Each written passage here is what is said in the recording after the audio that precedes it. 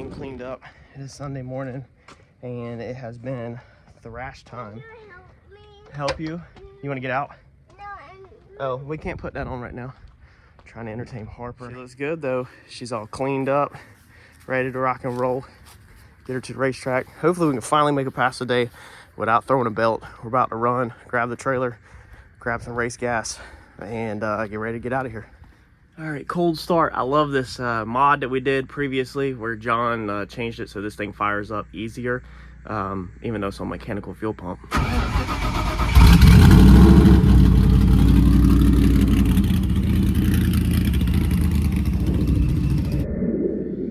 All right, so as you can tell, it's back in the garage. It's actually turned around facing the other direction. So what do we got going on? All right, so John's video should have come out before this one. I'm pretty sure it's going to fall like that. We had some issues. I think John went over it briefly in his video. You know, in the first pass, we completely just kicked the tire. I mean, as soon as the thing launched, like just completely kicked the tire, it launched at, what did John say, 6,500, 6,800 RPMs. Two-step didn't come on. I didn't notice it. When you go like a month out of the car and when you have as little seat time as I have, every single time you get into the car, it's almost like you have butterflies and you don't even catch some of this stuff. So I'm literally like, sadly, not even paying attention to the small details because I'm just hoping that I do everything right on my part and make it down the racetrack. But of course, as soon as the tires knocked off, I knew there was no point in backing up and I knew it was just gonna do the same thing. So I went ahead and just drove down the track, took it back to the pits. We made a bar change. Now, Uncle Mike was there, he made a bar change, and we dropped the lower bar down one hole on the chassis side, I think is what it was. And then I noticed John went in there and he looked at the data. He said two-step didn't come on at all, and he dug a little deeper, and he said it's when you hit the trans brake button, it's commanding the power to it, to whatever the interrupter thing is that he was talking about, but it's not actually coming on. So Chris Moore, who wired this car, he was there and he looked at it briefly, but he didn't know he didn't know exactly what was going on. It's one of them things where it's just not, it's not a racetrack fix. It needs to take your time, figure out what's going wrong, and not try to just cram it at the racetrack to just get it fixed. So John said, you know what, screw it, you're going back up. They had entered me into the race. It was free entry. I wasn't stoked about being in a race because I still just want to learn, so I don't like the unneeded pressure on me of a race, even though it's still just a test pass. Everybody reminds me it's just a test pass focus, but I don't care about myself. I'm always worried about the other person. They're there to actually race and actually go rounds, and I'm always afraid that I'm going to take too long to stage, or I'm going to mess up them on the light, you know, burn somebody down by mistake. Whatever the situation that could go wrong, I don't want to be that guy that messes somebody else up. I'd rather just be by myself and do my own thing until I learn, until I feel confident. We don't have very many laps on this car. I bet you we have under 30 passes, honestly. That'd be my guess. I guarantee you we have under 30 passes on this car. I won't be surprised if we don't have under 25 passes on this car. I'd have to go back and count. But I listened to John. I trust everything he says. I said, all right. He said, you're going back up. You're going to foot brake it. You're not going to use the trans brake. He's like, just hold the foot brake and let's go. So I said, all right. John took off with Randy's car. Brandon, a few minutes before, had said, according to the car, don't look right. I was like, he's like, is it always that high in front? And I was like, it's always higher in the front than the rear. And since we redid the rear end, we actually slammed the rear as low as I could get it because that's the look I wanted. And I was like, so it's probably just looking normal, or it's probably looking out of the ordinary touch to you because it's lower in the rear. He's like, no, something looks off. I didn't have time to even really think about it. I'm trying to grab my fire suit, trying to grab my gear. I got to put it back on. I had just got done with my pass, took it off, and I got to put it back on. And when I went to walk around to the passenger side, I said, yes, something looks off. The front end looks lower than it should be. So if we look at it, the front up here, normally you can see most of the tire, and at the track it looked way worse. So we can see that the tire is actually up in the fender. No, I like that look, but I know that that look's not normal, 100% normal for this car. And so I told Brian at that time, Brendan had already ran off, and I told Brian, I said, Brian, I said, look at this. I said, the passenger side is pretty much, or the driver's side is pretty much all the way out of the fender. It's like in the driver's side, or the driver's side is almost out of the fender. Passenger side is not. And I said, it's kind of tucked in the fender. I was like, and then the back of the car seems a little more extreme than it did. Now, I absolutely love the look. I was like, but it seems a little bit more. Brian said, boy, you can't look at that crap in the grass. He's like, you can't freaking judge a car in the grass. And I said, yeah, you're right, because I understand, you know, hills and, you know, stuff like that, or potholes. You can see right there, you know, there's a difference.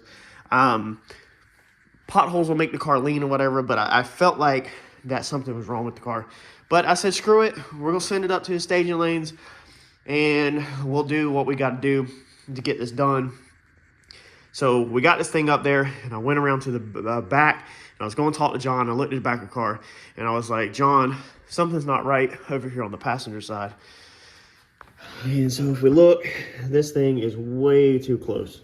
I mean, I can't get my finger in right there at all.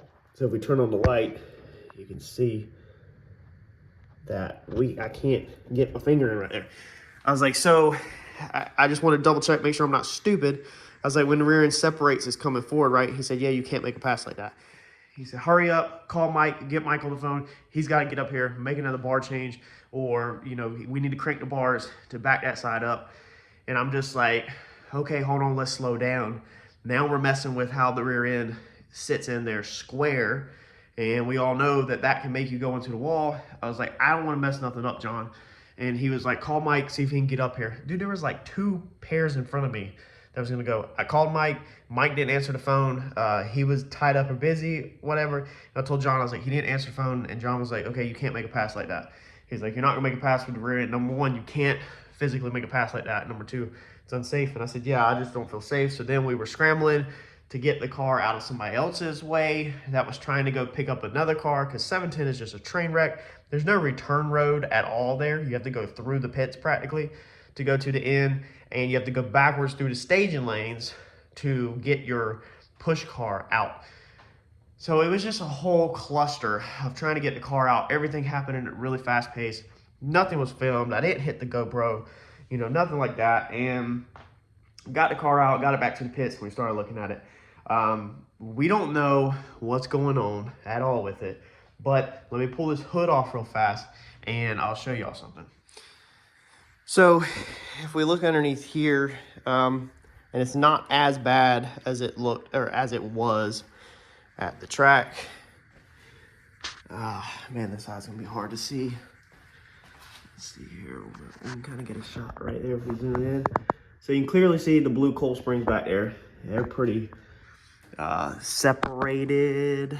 It's really hard to see, but they got good separation in them.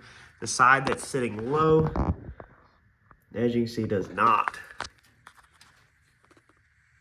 Barely any. Okay, and from up here at the angle we were at, and we just zoomed in on the other side, you can't see any shock body. And let's come straight across to the exact same angle. Where's that shot at right there? Okay, you can see the shock through there.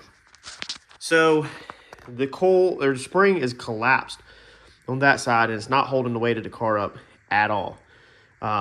Here's a video clip of the front of the car right before I close the garage door. Well, as you can see, if the camera shows it, yeah, let's see here. Let's go right there with the crack on the driveway at the bottom of the screen. See how jacked up that is with the phone level to the floor.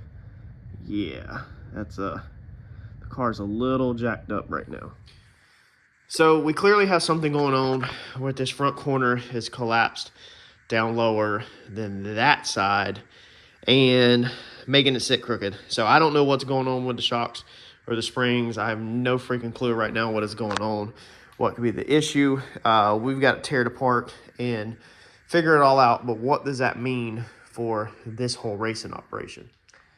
Well, it pretty much means that we are done for this season with racing. Here's why real fast. So this past weekend was supposed to be 710. It was actually supposed to be Darlington back at the track on Saturday, 710 for my and Randy's car on Sunday. John wrecked his car. We didn't make Darlington. That's down. This coming weekend is Thanksgiving on Thursday. I firmly believe Thanksgiving and Christmas are two holidays that should be spent at the house, along with Easter also. Easter is a big one. Should be spent at your house with your family and your friends. You can be in your garage, you can work on your car, you can do whatever you want, but you should be with friends and family at your house with your extended family. It's just my opinion. Everybody does different things, but that's how I run my family, and that's how I see things, and you will not catch me at the track for Thanksgiving or Christmas. So this weekend, even Thanksgiving weekend, was probably out for me at all. I'm pretty much home Thursday, Friday, Saturday, Sunday. That's my Thanksgiving break. I enjoy it at the house. So this coming weekend is out, no racing. The following weekend, I believe that one's gonna be December the 2nd. That was supposed to be a car show at Rockingham or Darlington. I can't remember which one. That was for an event that John got invited to. That was invitational only. And we were supposed to just take the cars there. Mine, Randy's, John's. John was gonna race. We were gonna partake in the car show. It's for like a Shelby organization or something. So I think it went to a good cause. So that's why we were gonna do it. However, with John's car being down, he really needs to work on his car to make dig or die. So we are not going to that one at all. So my car will be at home again. That's 2 weekends in a row. My car will be home. After that weekend, after December the 2nd, there's something that's on the following weekend or around the following weekend. I can't remember if it's PRI or if it's another thing. John's traveling at one of the weekends. So John's traveling, John's a tuner, me and Randy are sitting at the house. Or maybe South Georgia Motorsports Park, maybe.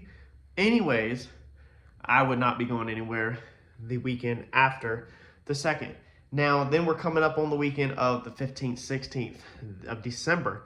That's dig or die. We will be racing John's car. Hopefully John will have one together by then is the plans. And we will be doing dig or die with his car. Now, we're gonna have to get testing in somewhere before dig or die.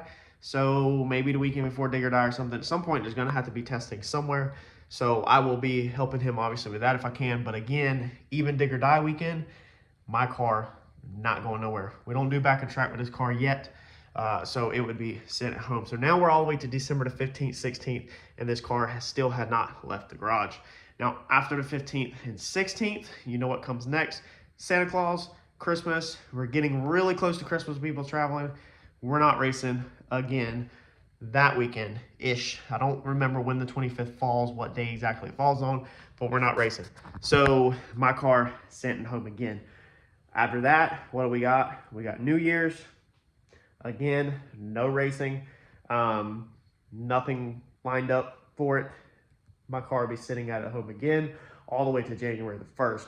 So that's our schedule with John pretty much as we talked about yesterday. A couple weekends floating, depending on if we need to go testing or whatever. But as far as me and Randy, our seasons are basically done. Now, January the 1st and after is up in the air. That's a little too far to plan out. We kind of stopped at January the 1st because that's a whole entire week. That's 4 to 5 weekends pretty much until then, including Thanksgiving break, which for me at the end of this week is 4 days. And then Christmas break for me is sometimes a week or longer that I take off. Normally I take off about the 23rd, I think, all the way till the 1st. So I take off a good amount, close my shop down. Now the car's just sitting. So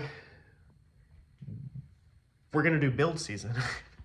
Now, a lot of y'all are probably not gonna be happy about that. There's probably gonna be some of y'all that are cheering like, yes, I'm ready to see this. I wanna see what we're about to do.